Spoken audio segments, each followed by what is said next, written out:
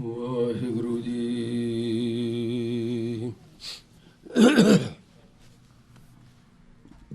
ਇਕ ਅਦੁੱਤੀ ਗੁਰੂ ਨਾਨਕ ਦੇਵਾ, ਓੰਕਾਰ ਗੁਰ ਅੰਗਦ ਭੇਵਾ।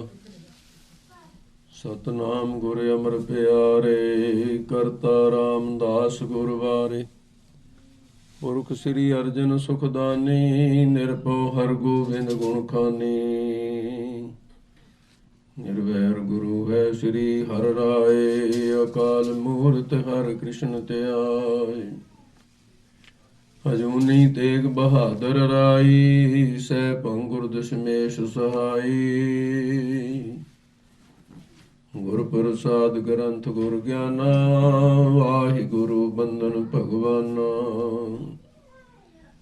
ਸ੍ਰੀ ਗੁਰੂ ਸ਼ਬਦ ਕਮਾਏ ਜਿਨ, ਜੀਤੇ ਪੰਚ ਵਿਕਾਰ। ਤਿਨ ਸੰਤਨ ਕੋ ਬੰਦਨਾ, ਸਿਰ ਚਰਨਨ ਪਰਤਾਰ। ਹੋਵੈ ਸਿਵਤ ਖਸਮ ਦੀ, ਨੂਰ ਅਰਸੋਂ ਕੁਰਸੋਂ ਚਟੀਐ। ਤੁਧ ਡਿਠੇ ਸਚੇ ਪਾਤਸ਼ਾਹ, ਮਲ ਜਨਮ ਜਨਮ ਦੀ ਕਟੀਐ। ਤੁਧ ਡਿਠੇ ਸਚੇ ਪਾਤਸ਼ਾਹ, ਮਲ ਜਨਮ ਜਨਮ ਦੀ ਕਟੀਐ। ਵਾਹਿਗੁਰੂ ਸਾਹਿਬ ਜੀ ਦੋਹਰਾ। ਅੰਤఃਕਰਣ ਅਗਿਆਨ ਦੁਐ, ਚੇਤਨ ਆਤਮ ਤੀਨ। ਹੋਇ ਇਕ ਤੁਰ ਧਰਹਿ ਕਰਮ, ਧਰੈ ਨ ਹੋਇ ਇਕ ਹੀਨ। ਦੋਹਰਾ। ਅੰਤঃਕਰਣ ਅਗਿਆਨ ਦੁਐ, ਚੇਤਨ ਆਤਮ ਤੀਨ। ਵਾਹਿਗੁਰੂ ਜੀ ਕਾ ਖਾਲਸਾ, ਵਾਹਿਗੁਰੂ ਜੀ ਕੀ ਫਤਿਹ। ਪਰਮ ਸਤਿਕਾਰਯੋਗ ਗੁਰੂ ਸਰੂਪ ਗੁਰੂ ਖਾਲਸਾ ਸਤ ਸੰਗਤ ਜੀਓ। ਆਪ ਸਰਬੱਤ ਸੰਗਤਾਂ ਬੜੇ ਸੁੰਦਰ ਮਨੋਹਰ ਬਚਨ, ਵਿਸਾਖੀ ਦੇ ਦਿਹਾੜਾ ਦਾ ਇਤਿਹਾਸ ਗੁਰੂ ਪਿਆਰਿਆਂ ਦੀ ਰਸਨਾ ਤੋਂ ਸਰਵਣ ਕਰ ਰਹੇ ਸੀ। ਉਪਰੰਤ ਜੋ ਸਤਿਗੁਰੂ ਮਹਾਰਾਜ ਸਾਹਿਬ ਜੀ ਦੀ ਪਾਵਨ ਹਜ਼ੂਰੀ ਦੇ ਅੰਦਰ ਭਾਈ ਦਇਆ ਸਿੰਘ ਸਾਹਿਬ, ਜੋ ਪੰਜਾਂ ਪਿਆਰਿਆਂ ਵਿੱਚ ਸਭ ਤੋਂ ਪਹਿਲਾਂ ਸੀਸ ਦੇਣ ਵਾਲੇ ਹਨ, ਜਿਨ੍ਹਾਂ ਨੂੰ ਸਤਿਗੁਰੂ ਮਹਾਰਾਜ ਸਾਹਿਬ ਜੀ ਨੇ ਵਿਸ਼ੇਸ਼ ਕਰਕੇ ਵੀ ਪਾਵਨ ਬਚਨ ਕਹੇ। ਸ੍ਰੀ ਮੁਖ ਤੇ ਸਭ ਹੁਣ ਉਚਾਰਾ, ਦਇਆ ਸਿੰਘ ਮਮ ਰੂਪ ਉਦਾਰਾ। ਕਿ ਦਇਆ ਸਿੰਘ ਮੇਰਾ ਬੜਾ ਉੱਤਮ ਰੂਪ ਹੈ, ਸਾਖਸ਼ਾਤ ਮੇਰਾ ਹੀ ਰੂਪ ਹੈ। ਕਿ ਖਾਲਸਾ ਜੀ ਜਿੰਨੇ ਕੁ ਪ੍ਰਸ਼ਨ ਤੁਸੀਂ ਕਰੋਗੇ, ਭਾਈ ਦਇਆ ਸਿੰਘ ਮੇਰੇ ਵੱਲੋਂ ਉੱਤਰ ਦੇਣਗੇ।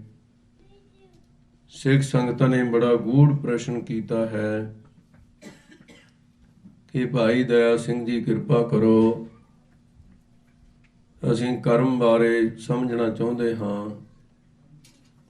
ਕਿਉਂਕਿ ਕਰਮ ਦੀ ਗੱਲ ਨਿਤਨੇਮ ਦੀ ਬਾਣੀ ਜਪਜੀ ਸਾਹਿਬ ਵਿੱਚ ਕਈ ਥਾਂ ਤੇ ਅਸੀਂ ਹਰ ਰੋਜ਼ ਪੜ੍ਹਦੇ ਹਾਂ। ਜਿੱਥੇ ਵਚਨ ਪੜ੍ਹਦੇ ਹਾਂ ਕਿ ਕਰਮੀ ਆਵੇ ਕੱਪੜਾ ਨਦਰੀ ਮੋਖ ਦੁਆਰ, ਉੱਥੇ ਸਤਿਗੁਰੂ ਮਹਾਰਾਜ ਸਾਹਿਬ ਦੇ ਇਹ ਵੀ ਵਚਨ ਪੜ੍ਹਦੇ ਹਾਂ, ਕਰਮੀ ਆਪੋ ਆਪਣੀ ਕੇ ਨੇੜੇ ਕੇ ਤੂੰ। ਪਰਮੇਸ਼ਰ ਦੇ ਨੇੜੇ ਲਿਜਾਣ ਵਾਲਾ ਵੀ ਕਰਮ ਹੈ, ਤੇ ਪਰਮੇਸ਼ਰ ਤੋਂ ਦੂਰ ਲੈ ਜਾਣ ਵਾਲਾ, ਨਰਕਾਂ ਦੇ ਵਿੱਚ ਲਿਜਾਣ ਵਾਲਾ ਵੀ ਕਰਮ ਹੈ। ਸੋ ਨਾ ਪੁੰਨਾਂ ਔਰ ਪਾਪਾਂ ਦੇ ਕਰਮ ਕਰਨ ਵਾਲੇ ਜੀਵ ਨੂੰ ਸਪਸ਼ਟ ਅੱਖਰਾਂ ਵਿੱਚ ਕਿਹਾ ਕਿ ਪੁੰਨੀ ਪਾਪੀ ਆਖਣ ਨਾਹੀਂ, ਕਰ ਕਰ ਕਰਨਾ ਲਿਖ ਲੈ ਜਾਓ। ਆਪੇ ਬੀਜ ਆਪੇ ਹੀ ਖਾਓ। ਖਾਲਸੇ ਨੂੰ ਸੁਚੇਤ ਕਰਨ ਵਾਸਤੇ ਕਿ ਜੇ ਸੰਸਾਰ ਦੇ ਅੰਦਰ ਕਿਸੇ ਨੇ ਕਿੱਕਰਾਂ ਦੇ ਬੀਜ ਬੀਜੇ ਹੈ ਤਾਂ ਉਹਨੂੰ ਸੂਲਾਂ ਲੱਗਣਗੀਆਂ, ਕਦੇ ਉਹਨੂੰ ਦਾਖਾਂ ਨਹੀਂ ਲੱਗ ਸਕਦੀਆਂ। ਸੰਸਾਰ ਦੇ ਜੀਵਾਂ ਦਾ ਇੱਕ ਸੁਭਾਅ ਹੈ, ਪਾਪ ਕਰਮ ਤੋਂ ਰੁਕਣਾ ਨਹੀਂ, ਇੱਛਾ ਧਾਰ ਕੇ ਪਾਪ ਕਰਮ ਕਰਨਾ, ਪਰ ਉਹਦਾ ਫਲ ਭੋਗਣ ਦੀ ਇੱਛਾ ਨਹੀਂ ਹੈ। ਜੀਵ ਐਸਾ ਸੋਚਦਾ ਹੈ ਕਿ ਪਾਪ ਕਰਮ ਤਾਂ ਕਰਾਂ ਪਰ ਇਹਦਾ ਫਲ ਕੋਈ ਦੂਸਰਾ ਹੀ ਭੋਗ ਦੇਵੇ। ਪੁੰਨ ਕਰਮ ਕਰਦਾ ਨਹੀਂ ਪਰ ਉਹਦਾ ਫਲ ਚਾਹੁੰਦਾ ਵੀ ਇਹਦਾ ਫਲ ਮੈਨੂੰ ਮਿਲੇ। ਤੱਕੜੀ ਪਕੜ ਕੇ ਨਿਆਂ ਕੀਤਾ ਉਸ ਪਰਮੇਸ਼ਰ ਦੀ ਦਰਗਾਹ ਦਾ ਇਹ ਨਿਆਂ ਹੈ। ਜਿਹਾ ਬੀਜੈ ਸੋ ਲੁਣੈ ਕਰਮਾ ਸੰਦੜਾ ਖੇਤ। ਇਸ ਕਰਕੇ ਫਿਰ ਖਾਲਸੇ ਨੇ ਪ੍ਰਸ਼ਨ ਕੀਤਾ, ਮਹਾਰਾਜ ਭਾਈ ਦਇਆ ਸਿੰਘ ਜੀ ਆਪ ਕਿਰਪਾ ਕਰਕੇ ਦੱਸੋ, ਕਰਮ ਦੀ ਕਥਾ ਦੱਸੋ, ਕਰਮ ਕੀ ਹੈ। ਭਾਈ ਸਾਹਿਬ ਕਹਿੰਦੇ ਮੂਲ ਰੂਪ ਦੇ ਅੰਦਰ ਕਰਮ 3 ਪ੍ਰਕਾਰ ਦਾ ਹੈ। 3 ਵਿਧਨ ਕੇ ਕਰਮ ਪਛਾਣ, ਸੰਚਿਤ ਪ੍ਰਾਰਬਧ ਕਰੇ ਮਾਨ। ਸੰਚਿਤ ਇਕੱਠੇ ਹੋਏ ਕਰਮ ਹਨ, ਪ੍ਰਾਰਬਧ ਜਿਹਦੇ ਕਾਰਨ ਦੇਹ ਮਿਲੀ ਹੈ, ਕਿਰੇਮਾਨ ਜੋ ਅਸੀਂ ਹੱਥਾਂ ਦੇ ਨਾਲ ਕਰ ਰਹੇ ਹਾਂ। ਇਹਦਾ ਵਿਸਥਾਰ ਨਾਲ ਅੱਗੇ ਭਾਈ ਸਾਹਿਬ ਖੁਲਾਸਾ ਕਰਨਗੇ।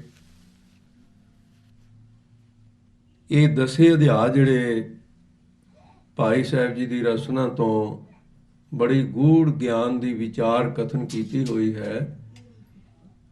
ਸਤਿਗੁਰਾਂ ਦੀ ਪਾਵਨ ਵਚਨ ਕਥਨਾ ਕਰੜਾ ਸਾਰ, ਗਿਆਨ ਦੀ ਬਾਤ ਸਮਝ ਆਉਣੀ, ਇਹ ਵੀ ਸਮਝ ਦੀ ਬਾਤ ਹੈ। ਗਿਆਨ ਦੀ ਬਾਤ ਸਮਝਣ ਦੇ ਲਈ ਵੀ ਸਮਝ ਚਾਹੀਦੀ ਹੈ। ਇੱਕ ਸੰਨਿਆਸੀ ਮਹਾਂਪੁਰਸ਼ ਨੇ ਬੜੀ ਵਧੀਆ ਗੱਲ ਕੀਤੀ। ਕਿਤੇ ਪ੍ਰਵਚਨ ਕਰ ਰਿਹਾ ਸੀ, ਪ੍ਰਵਚਨ ਕਰਦਿਆਂ ਕਰਦਿਆਂ ਕੋਈ ਅਜਿਹੇ ਥਾਂ ਤੇ ਕਥਾ ਆਈ, ਲੋਕੀ ਖਿੜਖਿੜ ਕਰਕੇ ਹੱਸ ਪਏ। ਕਥਾ ਸੁਣਨ ਵਾਲੇ ਹੱਸੇ ਤੇ ਮਹਾਤਮਾ ਜੀ ਚੁੱਪ ਕਰ ਗਏ। ਕਥਾ ਬੰਦ ਹੋ ਗਈ ਤੇ ਰੋਣ ਲੱਗ ਪਏ। ਜਦੋਂ ਕਥਾ ਕਰਨ ਵਾਲੇ ਸੰਨਿਆਸੀ ਮਹਾਂਪੁਰਸ਼ ਸਵਾਮੀ ਜੀ ਰੋਣ ਲੱਗੇ, ਸਰੋਤਿਆਂ ਦੇ ਅੰਦਰ ਇੱਕ ਹੈਰਾਨੀ ਦੀ ਲਹਿਰ ਦੌੜ ਗਈ ਵੀ ਇਹ ਕੀ ਬਣਿਆ, ਕਿਉਂ ਹੋਇਆ ਐਸਾ। ਤੇ ਕੁਝ ਸਰੋਤੇ ਜਿਹੜੇ ਮੂਹਰੇ ਬੈਠੇ ਸੀ ਉਹਨੇ ਕਿਹਾ, ਸਵਾਮੀ ਜੀ ਕੀ ਗੱਲ ਹੋ ਗਈ। ਰੋਣ ਦੇ ਤਾਂ ਕੋਈ ਪ੍ਰਸੰਗ ਹੀ ਨਹੀਂ ਸੀ, ਬਾਤ ਹੱਸਣ ਦੀ ਸੀ। ਹਾਸਾ ਆ ਜਾਣਾ ਤਾਂ ਸੁਭਾਵਿਕ ਬਾਤ ਹੈ, ਫਿਰ ਰੋਣ ਦੀ ਬਾਤ ਕਿੱਥੋਂ ਆ ਗਈ। उस सन्यासी महापुरुष ने कहा कि भाई हमारे से कोई असत्य बात कहेगी। कुछ सूझबान श्रोते बोले, कहने लगे स्वामी जी आप सत्य वक्ते हो, असत्य बात आपसे कभी नहीं हो सकती। एक ही कह रहे हो आप। उत्थे एक बड़मुल्ली गल करदा है वो संत, कहंदा देखो भाई जो सत है वो ज्ञान है, ज्ञान ही परमात्मा का दूजा रूप है। कहना सत तो आपके समझ आने वाला है नहीं, वो संत बोल रहा है। वो कहता है जिहड़ी तुहानू हासी आई है, ਇਹਦਾ मतलब सीधा ये है भी तुहाडे कोई बात समझ आ गई। बिना समझ आए हासी नहीं आ सकती, बात थोड़ी समझ आ गई कोई। सत तुहाडे समझ आउण वाला नहीं, तो कहना यार ਇਹਦਾ अर्थ की ਬਣਿਆ। ਇਹਦਾ अर्थ ਬਣਿਆ ਵੀ ਮੇਰੇ ਕੋਲੋਂ ਕੋਈ ਗੱਲ ਝੂਠ ਗਈ ਜਿਹੜੀ ਤੁਹਾਡੇ ਸਮਝ ਆ ਗਈ। ਬੜੇ ਤਰੀਕੇ ਦੇ ਨਾਲ ਮਹਾਂਪੁਰਸ਼ ਨੇ ਸਮਝਾਇਆ ਕਿ ਸਤ ਹਰ ਇੱਕ ਦੇ ਸਮਝ ਆਉਣ ਵਾਲਾ ਨਹੀਂ ਹੈ। ਇਹਦੇ ਵਾਸਤੇ ਤਰਤੀਬ ਹੈ ਕਿ ਗਿਆਨ ਕਦੋਂ ਸਮਝ ਆਉਣ ਲੱਗ ਜਾਂਦਾ ਹੈ। ਅਜਿਹੀ ਬਾਤ ਤੇ ਆ ਕੇ ਸਾਡੀ ਕਿਉਂ ਬੇਰੁਖੀ ਹੋ ਜਾਂਦੀ ਹੈ? ਕਿਉਂਕਿ ਇੱਕ ਤਾਂ ਪ੍ਰਚਾਰ ਨਹੀਂ, ਗਿਆਨ ਦਾ ਪ੍ਰਚਾਰ ਨਹੀਂ, ਗਿਆਨ ਦੀਆਂ ਗੱਲਾਂ ਦਾ ਪ੍ਰਚਾਰ ਬਹੁਤ ਹੈ। ਗੱਲਾਂ ਸਮਝ ਆਉਂਦੀਆਂ ਤੇ ਜਿਹੜੀ ਬਾਤ ਸਮਝ ਨਾ ਆਵੇ ਉੱਥੇ ਰੁਖ ਨਹੀਂ ਬਣਦਾ। ਇਹਦੇ ਵਾਸਤੇ ਬੜੀ ਸਪਸ਼ਟ ਬਾਤ ਹੈ, ਗਿਆਨ ਦਾ ਅਧਿਕਾਰੀ ਜਿਹੜਾ ਉਹਨੂੰ ਅਧਿਕਾਰੀ ਵਾਸਤੇ ਇੱਕ ਵਿਧਾਨ ਬਣਿਆ ਹੋਇਆ ਹੈ। ਮਲ ਵਖੇਪ ਜਾ ਕੈ ਨਹੀਂ, ਕਿੰਤ ਏਕ ਅਗਿਆਨ, ਹੋਵੈ ਚਵ ਸਾਧਨ ਸਹਿਤ, ਸੋ ਅਧ ਕਿਰਤ ਤੋਂ ਮਾਨ। ਗਿਆਨ ਦਾ ਅਧਿਕਾਰੀ ਕੌਣ ਹੈ? ਉਹਦਾ ਇੱਕ ਸੂਤਰ ਹੈ ਇਹ।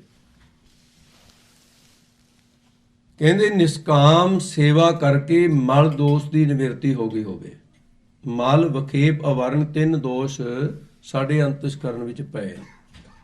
ਸਾਡੇ ਭਾਂਡੇ ਦੇ ਉੱਤੇ ਇਹ ਤਿੰਨ ਮੈਲ ਦੀਆਂ ਤਹਿਾਂ ਪਈਆਂ ਨੇ। ਭਾਂਡਾ ਧੋਵੇ ਕੌਣ ਜੇ ਕੱਚਾ ਸਾਜੇ, ਧਾਤੂ ਪੰਜ ਰਲਾਏ ਕੂੜਾ ਭਜੇ। ਮਲ ਦੋਸ਼ ਕੀ ਹੈ?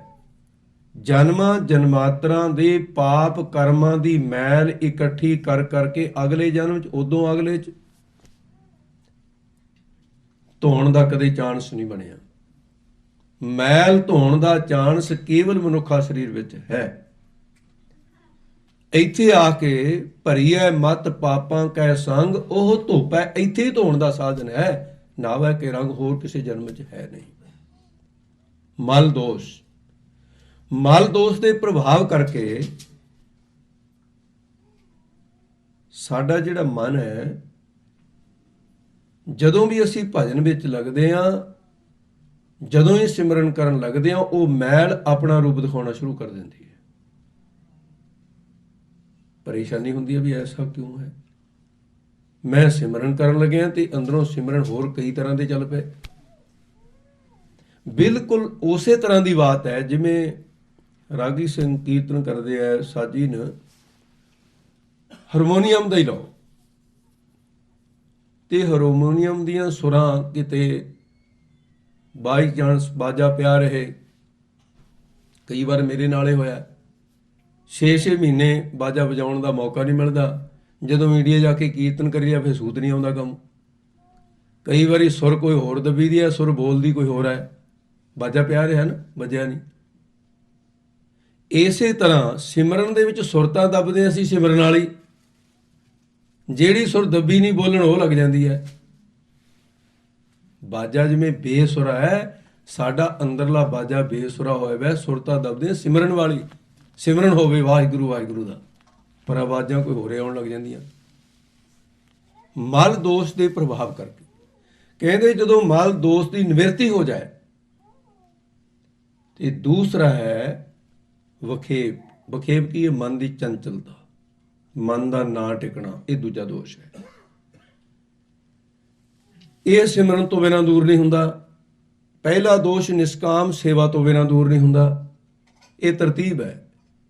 ਨਿਸ਼ਕਾਮ ਸੇਵਾ ਕਰਨੀ, ਇੱਛਾ ਕੋਈ ਨਹੀਂ ਧਾਰਨੀ, ਉਹਦੇ ਨਾਲ ਮਲ ਦੋਸ਼ ਦੀ ਨਿਵਰਤੀ ਹੈ। ਭਾਂਡਾ ਸੁੱਧ ਹੁੰਦਾ ਉਹਦੇ ਨਾਲ ਨਾਮ ਦੇ ਟਿਕਣ ਵਾਸਤੇ।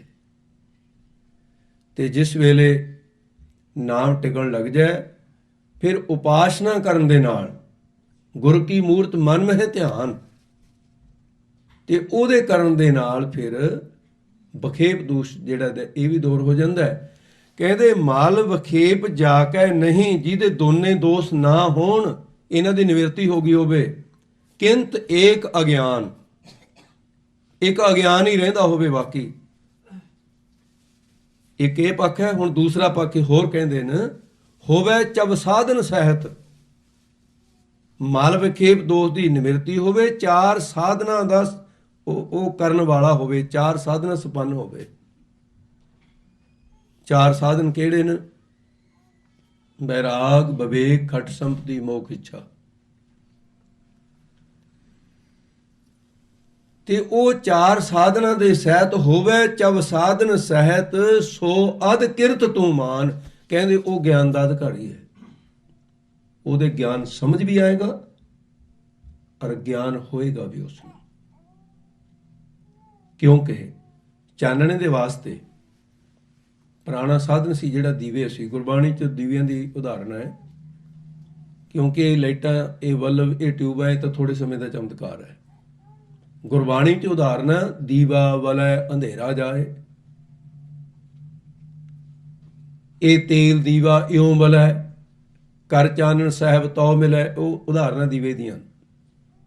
ਗੁਰ ਦੀਪਕ ਤਿਹੁ ਲੋਏ, ਦੀਵੇ ਦੀਆਂ ਗੱਲਾਂ ਅਨੰਤ ਥਾਂ ਤੇ ਆਈਆਂ।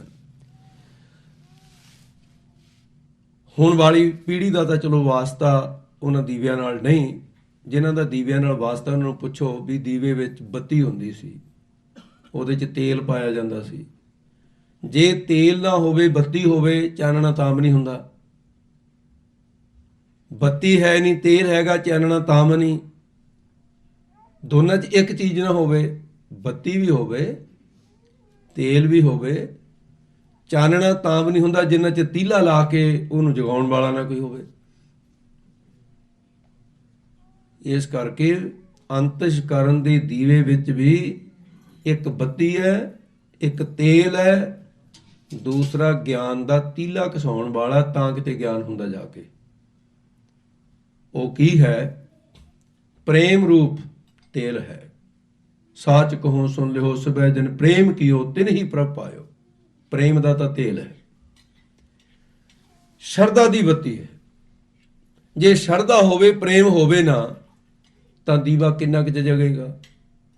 ਐਵੇਂ ਮਿੰਟ ਵੱਧ ਤੋਂ ਵੱਧ ਕੱਢ ਲਓ, ਇੰਨੇ ਨੂੰ ਬੱਤੀ ਫਿਰ ਗੁਲ ਹੋ ਜਾਣੀ। ਕੱਲੀ ਸ਼ਰਧਾ, ਪ੍ਰੇਮ ਤੋਂ ਬਿਨਾਂ ਕੁਝ ਵੀ ਨਹੀਂ, ਦੀਵਾ ਚਾਨਣਾ ਨਹੀਂ ਕਰੇਗਾ। ਸ਼ਰਧਾ ਦੀ ਬੱਤੀ ਭਾਵ ਵੱਟੀ ਇਤ ਤਨ ਪਾਈ ਹੈ, ਤੇ ਫਿਰ ਪ੍ਰੇਮ ਦਾ ਤੇਲ, ਸ਼ਰਧਾ ਦੀ ਬੱਤੀ ਤੇ ਗੁਰੂ ਦੇ ਸ਼ਬਦ ਦਾ ਤੀਲਾ। ਫਿਰ ਤਾਂ ਇੱਕ ਇੱਕ ਸ਼ਬਦ ਦੇ ਨਾਲ ਵੀ ਗਿਆਨ ਹੋਇਆ। ਇਤਿਹਾਸ ਦੇ ਵਿੱਚ ਗੁਰਬਾਣੀ ਦੇ ਅਨੇਕਾਂ ਸ਼ਬਦਾਂ ਦੀ ਉਥਾਨਕਾ ਇਤਿਹਾਸ ਦੀ ਉਦਾਹਰਨਾਂ ਮਿਲਦੀਆਂ ਵੀ ਇੱਕ ਸ਼ਬਦ ਨਾਲ ਹੀ ਗਿਆਨ ਹੋ ਗਿਆ। ਕਿਉਂਕਿ ਤੇਲ, ਬੱਤੀ ਸਭ ਕੁਝ ਤਿਆਰ ਸੀ, ਮਲ ਵਿਖੇਪ ਹੈ ਨਹੀਂ ਸੀ, ਚਾਰ ਸਾਧਨ ਕੋਲ ਸੀ, ਤੇ ਕੇਵਲ ਗੁਰੂ ਤੀਲਾ ਲਾਉਣ ਵਾਲਾ ਨਹੀਂ ਸੀ ਮਿਲਿਆ, ਚਾਨਣ ਉਸੇ ਵੇਲੇ ਹੋ ਜਾਣ। ਸਾਧਨ ਚਾਰ ਕਹਿ ਗੁਰਨ, ਬੈਰਾਗ ਵਿਵੇਕ ਖਟ ਸੰਪਤੀ ਮੋਖ ਇੱਛਾ। ਸਾਧਨ ਚਾਰ ਕਹਿ ਗੁਰਨ, ਪ੍ਰਥਮੇ ਏਕ ਬੈਰਾਗ, ਪੁੰਨ ਵਿਵੇਕ ਸਮ ਦਮ ਅਵਰ ਸੁਨ ਮੁਖ ਵੱਡ ਭਾਗ। ਇਸੇ ਕਰਕੇ ਟਕਸਾਲ ਦੇ ਮਹਾਂਪੁਰਸ਼ ਤਰਤੀਬ ਅਨੁਸਾਰ ਇਹਨਾਂ ਗ੍ਰੰਥਾਂ ਨੂੰ ਪੜ੍ਹਾਉਂਦੇ, ਜਿਹਦੇ ਵਿੱਚ ਸਹਿਜ ਭਾਅ ਨਾਲ ਹੌਲੀ ਹੌਲੀ ਹੌਲੀ ਹੌਲੀ ਇਹ ਤਰਾਹੇ ਪਤ ਪਬੜੀਆ ਚੜ੍ਹਿਆ ਹੋਏ ਆਕੀਸ। ਜਦੋਂ ਗਿਆਨ ਦੀ ਗੱਲ ਸਮਝ ਆਉਣ ਲੱਗ ਜਾਏ ਤੇ ਫਿਰ ਬਾਕੀ ਦੀਆਂ ਗੱਲਾਂ ਵੀ ਨਹੀਂ ਚੰਗੀਆਂ ਲੱਗਦੀਆਂ, ਫਿਰ ਸਿਧਾਂਤਕ ਗੱਲਾਂ ਨੂੰ ਚੰਗਾ ਸਮਝਦਾ ਹੈ। ਸੋ ਆਓ, ਕਰਮ ਦੀ ਗਾਥਾ ਜਿਹੜੀ ਹੈ ਇਹ ਉਤਨੀ ਬਰੀਕ ਨਹੀਂ ਜਿੰਨੀ ਗਿਆਨ ਦੀ ਬਾਤ ਬਰੀਕ ਹੈ ਇਹ ਵੀ ਬਹੁਤ ਅਹਿਮ ਹੈ ਸਮਝਣ ਵਾਸਤੇ।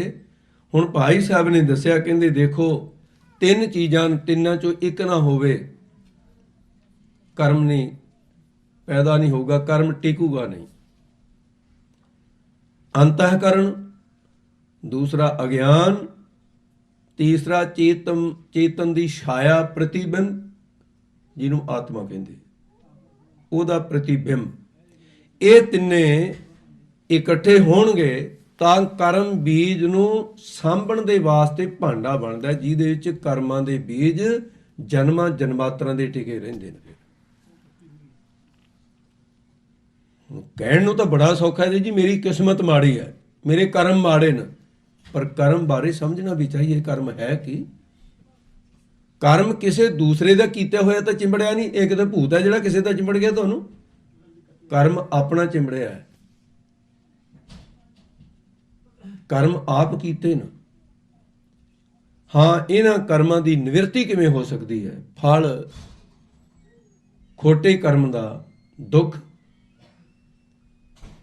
ਤੇ ਫਲ ਪੁੰਨ ਕਰਮ ਦਾ ਸੁੱਖ। ਇਹ ਤਾਂ ਨਿਰਸੰਦੇਹ ਬਾਤ ਹੈ। ਪਰ ਜਿਹੜੇ ਜਨਮਾਂ ਜਨਮਾਤਰਾਂ ਦੇ ਖੋਟੇ ਕਰਮ ਹੋ ਗਏ, ਫਲ ਦੇਣ ਤੋਂ ਬਿਨਾਂ ਨਸ਼ਟ ਕਿਵੇਂ ਹੋਣ, ਉਹ ਸਾਰੀ ਵਾਰਤਾ ਅੱਗੇ ਆਏਗੀ। ਸੋ ਆਓ ਮਨ ਬਿਰਤੀਆਂ ਇਕਾਗਰ ਕਰਕੇ ਸੁਣੋ ਜੀ ਦੁਹਰਾ। ਅੰਤఃਕਰਨ ਅਗਿਆਨ ਦੁਆਇ ਆਤਮ ਚੇਤਨ ਆਤਮ ਤੀਨ। ਅੰਤঃਕਰਨ, ਦੂਸਰਾ ਅਗਿਆਨ, ਤੀਸਰਾ ਚੇਤਨ ਦੇ ਅੰਸ਼ ਹੈ ਜਿਹੜੀ। ਕਹੋ ਕਬੀਰੇ ਰਾਮ ਕੀ ਅੰਸ਼, ਜਸ ਕਾਗਦ ਪਰ ਮਿਟੇ ਨ ਮੰਸ। ਮਨ ਤੋਂ ਜੋਤ ਸਰੂਪ ਹੈ ਆਪਣਾ ਮੂਲ ਪਛਾਣ, ਤੇ ਉਸ ਪਰਮੇਸ਼ਰ ਦੀ ਅੰਸ਼ ਚੇਤਨ ਦੀ ਅੰਸ਼ ਜਿਹੜੀ ਚੇਤਨ ਦਾ ਪ੍ਰਤੀਬਿੰਬ, ਇਹ ਤਿੰਨੇ ਮਿਲ ਕਰਕੇ ਹੋਇ ਇਕਤਰ ਧਰ ਹੈ ਕਰਮ ਧਰੈ ਨ ਹੋਇ ਇਕਹੀਨ। ਇਹ ਤਿੰਨੇ ਇਕੱਠੇ ਹੋਣਗੇ ਤਾਂ ਕਰਮ ਨੂੰ ਧਾਰਨ ਕਰਦੇ ਐ। ਕਰਮ ਨਹੀਂ ਧਾਰਨ ਕਰ ਹੋ ਸਕਦਾ ਜੇ ਤਿੰਨਾਂ ਚੋਂ ਇੱਕ ਬਣਾ ਹੋਵੇ। ਚੇਤਨ ਦੀ ਛਾਇਆ ਨਾ ਹੋਵੇ ਤਾਂ ਵੀ ਨਹੀਂ, ਅਗਿਆਨ ਨਾ ਹੋਵੇ ਤਾਂ ਵੀ ਨਹੀਂ, ਅੰਤਹਿਕਰਨ ਨਾ ਹੋਵੇ ਇਕੱਲਾ ਤਾਂ ਵੀ ਨਹੀਂ, ਦੋ ਹੋਣ ਇੱਕ ਨਾ ਹੋਵੇ ਨਹੀਂ ਹੋ ਸਕਦਾ। ਤਿੰਨੇ ਇਕੱਠੇ ਹੋਣਗੇ ਤਾਂ ਕਰਮ ਦੇ ਧਾਰਨ ਵਾਸਤੇ ਭਾਂਡਾ ਬਣਦਾ ਹੈ। ਜੋ ਭਈ ਇਸਕੋ ਕਹੋ ਸਹਿਜ ਦ੍ਰਿਸ਼ਟਾਂਤ। ਭਾਈ ਸਾਹਿਬ ਅਨੁਭਵ ਕਰਦੇ ਨੇ ਵੀ ਬਾਤ ਬਰੀਕ ਹੈ, ਦ੍ਰਿਸ਼ਟਾਂਤ ਤੋਂ ਬਿਨਾਂ ਸਮਝ ਨਹੀਂ ਆਏਗੀ। ਦੇਖੋ ਜੁਗਤੀਆਂ ਨਾਲ ਨਾਲ ਵਰਤੀਆਂ ਨਾ ਭਾਈ ਦਇਆ ਸਿੰਘ ਨੇ। ਹੁਣ ਬੜੀ ਇੱਕ ਸਰਲ ਜਿਹੀ ਜੁਗਤੀ ਵਰਤਣ ਲੱਗੇ ਨੇ ਇਹਨੂੰ ਸਮਝਾਉਣ ਵਾਸਤੇ। ਸੁਨਹੁ ਖਾਲਸਾ ਹੋਇ ਜਿਸ ਭਾਂਤ। ਗੱਜ ਕੇ ਆਖੋ ਸਤਨਾਮ ਸ੍ਰੀ ਵਾਹਿਗੁਰੂ। ਬਹੁਤ ਪਿਆਰ ਦਾ ਵਚਨ ਬੋਲਿਆ ਭਾਈ ਦਇਆ ਸਿੰਘ। ਕਹਿੰਦੇ ਖਾਲਸਾ ਜੀ, ਕਹਿੰਦੇ ਹੁਣ ਤੁਸੀਂ ਧਿਆਨ ਦੇ ਨਾਲ ਅਗਲੀ ਗਾਥ ਸੁਣੋ। ਖਾਲਸੇ ਨੂੰ ਕਥਾ ਸੁਣਾਈ ਅਨੰਦਪੁਰ ਸਾਹਿਬ। ਸਾਡੀ ਬਦਕਿਸਮਤੀ ਜਿਹੜੀ ਐਡੀ ਬੜਮੁੱਲੀ ਕਥਾ ਹੈ, ਤੇ ਇਹ ਕਿਉਂ ਸ਼ਿਕਾਇਤ ਹੋ ਗਈ? ਸਮਝ ਆਉਣ ਤੋਂ ਕਿਉਂ ਹਟ ਗਈ? ਸਮਝਾਉਣ ਵਾਲੇ ਹੀ ਜਦੋਂ ਨਾ ਸਮਝਾਉਣ, ਸਮਝਣ ਵਾਲਿਆਂ ਦਾ ਕਸੂਰ ਕੀ ਹੈ? ਫਿਰ ਜਿਹੜਾ ਬੱਚਿਆਂ ਨੂੰ ਕਦੇ ਟੀਚਰ ਨੇ ਸਬਜੈਕਟ ਪੜ੍ਹਾਇਆ ਹੀ ਨਹੀਂ ਹੈ, ਤਾਂ ਬੱਚੇ ਤਾਂ ਕਹਿਣਗੇ ਵੀ ਆਹ ਤਾਂ ਨਵੀਂ ਗੱਲ ਸੀ, ਸਮਝ ਨਹੀਂ ਆ ਰਹੀ। ਕਿਆ ਬੱਚਿਆਂ ਦਾ ਕਸੂਰ ਹੈ? ਵਿਦਿਆਰਥੀ ਦਾ ਕਸੂਰ ਨਹੀਂ, ਅਧਿਆਪਕਾਂ ਦਾ ਕਸੂਰ ਹੈ। ਜਿਹੜੇ ਅਧਿਆਪਕਾਂ ਨੂੰ ਆਪ ਖੁਦ ਇਹ ਗੱਲ ਨਹੀਂ ਆਉਂਦੀ, ਤੇ ਉਹਨਾਂ ਨੇ ਨਵਾਂ ਜਿਹਾ ਤਰੀਕਾ ਪਕੜ ਲਿਆ। 10 ਦੇ 10 ਅਧਿਆਇ ਦੇ ਪੰਨੇ ਅਲੱਦ ਦਿਓ, ਛੜੱਪਾ ਮਾਰ ਕੇ ਅੱਗੇ ਚਲੇ ਜਾਓ। ਤੇ ਜੇ ਕੋਈ ਪੁੱਛੇ ਵੀ ਐਸਾ ਕਿਉਂ ਹੈ, ਉਹ ਲਓ ਜੀ ਇਹ ਤਾਂ ਬ੍ਰਾਹਮਣਵਾਦ ਹੈ, ਇਹ ਕੋਈ ਸਿੱਖਾਂ ਦੀ ਕਿਆ ਬਾਤ ਹੈ, ਇੰਨੀ ਗੱਲ ਨਾਲ ਸਰ ਜਾਂਦਾ ਹੈ। ਸੁਣਨ ਵਾਲੇ ਕਹਿੰਦੇ ਵਾਹ ਵੀ ਵਧੀਆ ਗੱਲ ਕੀਤੀ ਹੈ, ਵੀ ਇਹ ਤਾਂ ਬਹੁਤ ਚੰਗਾ ਸਿੱਖ ਹੈ ਜਿਹੜਾ ਕਹਿੰਦਾ ਵੀ ਇਹ ਬ੍ਰਾਹਮਣਵਾਦ ਦੀ ਕਥਾ ਨਹੀਂ ਅਸੀਂ ਪੜ੍ਹਨੀ, ਵੀ ਸੂਰਜ ਪ੍ਰਕਾਸ਼ ਦੇ ਝੱਖੇ ਬ੍ਰਾਹਮਣਵਾਦ ਦੀ ਕਥਾ ਬਹੁਤ ਹੈ। ਜਿਹੜੀ ਬਾਤ ਨਾ ਸਮਝ ਆਏ ਉਹਨੂੰ ਕਹਿੰਦੇ ਬ੍ਰਾਹਮਣਵਾਦ ਹੈ। ਬੜਾ ਸੌਖਾ ਤਰੀਕਾ ਛੁੱਟਣ ਦਾ। ਇਸ ਕਥਾ ਨੂੰ ਕਰਨ ਵਾਸਤੇ ਦਿਮਾਗ ਵੀ ਦਰੁਸਤ ਹੁੰਦਾ ਹੈ, ਕਥਾ ਕਰਨ ਵਾਲੇ ਨੂੰ ਵੀ ਮਿਹਨਤ ਕਰਨੀ ਪਊਗੀ। ਪਤਾ ਨਹੀਂ ਕਿਹੜੇ ਕਿਹੜੇ ਗ੍ਰੰਥ ਪੜ੍ਹ ਕੇ ਵਿਧਾਨ ਤੇ ਸਮਝਣੇ ਪੈਣਗੇ ਤਾਂ ਕਿਤੇ ਭਾਈ ਦਇਆ ਸਿੰਘ ਦੀ ਬਾਤ ਸਮਝ ਆਊਗੀ। ਇਸ ਵਾਸਤੇ ਜਿਹੜੇ ਔਖੇ ਸਬਜੈਕਟ ਨੇ, ਮੈਥ ਹੈ, ਸਾਇੰਸ ਹੈ, ਇੰਗਲਿਸ਼ ਹੈ, ਇਹ ਸੌਖੇ ਸਬਜੈਕਟ ਨਹੀਂ ਹੈਗੇ ਤਿੰਨੇ। ਔਰ ਤਿੰਨਾਂ ਦੇ ਟੀਚਰ ਮਿਲਣੇ ਔਖੇ ਹੋ ਜਾਂਦੇ, ਕਿਉਂ ਸਾਡਾ ਵਾਸਤਾ ਪੈਂਦਾ ਨਾ ਵੀ ਉੱਥੇ 1000 ਬੱਚਾ ਅਕੈਡਮੀ ਦੇ ਵਿੱਚ, ਜਦੋਂ ਸਾਇੰਸ ਦਾ ਟੀਚਰ ਲੱਭਣਾ ਹੋਵੇ ਐਡਾਂ ਵੀ ਦਿੰਦੇ ਆ, ਫਿਰ ਬਿਰਲੇ ਆਉਂਦੇ ਨੇ ਉੱਥੇ ਇੰਟਰਵਿਊ ਦੇ ਜਿਹੜੇ ਪਾਸ ਹੁੰਦੇ ਆ। ਮਹਾਂਪੁਰਖਾਂ ਦਾ ਵੱਡਾ ਪ੍ਰਤਾਪ ਸੀ। ਸੰਤ ਗਿਆਨੀ ਗੁਰਬਚਨ ਸਿੰਘ ਜੀ ਮਹਾਂਪੁਰਖ ਦੀ ਜ਼ਿੰਦਗੀ ਨੇ, ਉਹਨਾਂ ਮਹਾਂਪੁਰਖਾਂ ਨੇ ਇਸ ਵਿਦਿਆ ਨੂੰ ਸਮਝਾਉਣ ਵਾਲੇ ਇੰਨੇ ਵਿਦਿਆਰਥੀ ਤਿਆਰ ਕੀਤੇ, ਹਰ ਵੇਲੇ ਹੀ ਤਿਆਰ ਹੁੰਦੇ ਰਹਿੰਦੇ ਸੀ। ਬੜੇ ਦੁੱਖ ਨਾਲ ਇਹ ਕਹਿਣਾ ਪੈਂਦਾ ਹੈ, 2 ਗੱਲਾਂ ਮਹਾਂਪੁਰਖਾਂ ਦੇ ਨਾਲ ਹੀ ਬਤੀਤ ਹੋ ਗਈਆਂ। ਤੇ ਘੀ ਦੇ ਭਰ ਭਰ ਕੇ ਜਿਹੜੇ ਕੜਛੇ ਆਪ ਵਰਤਾਉਂਦੇ ਸੀ ਮਹਾਂਪੁਰਖ, ਔਰ ਵਿਦਿਆ ਦੇ ਗੱਫੇ ਜਿਹੜੇ ਆਪ ਵਰਤਾਉਂਦੇ ਸੀ, ਤੇ ਜਿਸ ਦਿਨ ਉਹਨਾਂ ਦਾ ਜਿਸਮ ਚਿਖਾ ਤੇ ਰੱਖ ਦਿੱਤਾ, ਤੇ ਇਉਂ ਲੱਗਦਾ ਵੀ ਉਹ ਗੱਲਾਂ ਜਿਹੜੀਆਂ ਸੀ ਬਹੁਤੀਆਂ ਤਾਂ ਨਾਲ ਹੀ ਸੜ ਗਈਆਂ। ਮੁੜ ਕੇ ਉਹ ਜਿਹਾ ਪ੍ਰਤਾਪ ਬਣਿਆ ਨਹੀਂ ਗੁਰੂ ਪਿਆਰਿਓ। 150 ਸਿੰਘ ਦਾ ਲੈ ਕੇ ਜਥਾ ਭਾਰਤ ਦੇ ਕੋਨੇ-ਕੋਨੇ 'ਚ ਫਿਰਦੇ ਸੀ। ਭਿੰਡਰੀ ਆ ਕੇ 2-2 ਸਾਲ ਨਹੀਂ ਸੀ ਬੜੇ ਮਹਾਂਪੁਰਸ਼, 2-2 ਸਾਲ ਡੇਰਾ ਨਹੀਂ ਸੀ ਦੇਖਿਆ ਕਿਤੇ ਹੈ। ਮਹਾਂਪੁਰਸ਼ਾਂ ਨੂੰ ਆਪਣੇ ਡੇਰਿਆਂ ਦੀ ਕਿੰਨੀ ਮਮਤਾ ਹੈ। 2-2 ਸਾਲ ਜਿਹੜਾ ਜਥੇਦਾਰ ਉੱਥੇ ਛੱਡ ਦਿੱਤਾ ਤੇ ਉਹ ਚਲਾਵੇ ਉਹਦਾ ਕੰਮ ਜਾਣੇ। ਮਾਇਆ ਦਾ ਤਿਆਗ ਐਡਾ ਵੱਡਾ ਸੀ, ਤੇ ਮਾਇਆ ਆਉਂਦੀ ਤੇ ਮਹਾਂਪੁਰਖ ਉਹਨੂੰ ਜਦੋਂ ਵੀ ਕਿਸੇ ਸਿੰਘ ਨੂੰ ਦਿੰਦੇ ਸੀ, ਕਦੇ ਗਿਣ ਕੇ ਨਹੀਂ ਸੀ ਦਿੰਦੇ, ਰੁੱਗ ਭਰ ਕੇ ਦਿੰਦੇ ਸੀ, ਆ ਲੈ ਜਾ ਬਈ।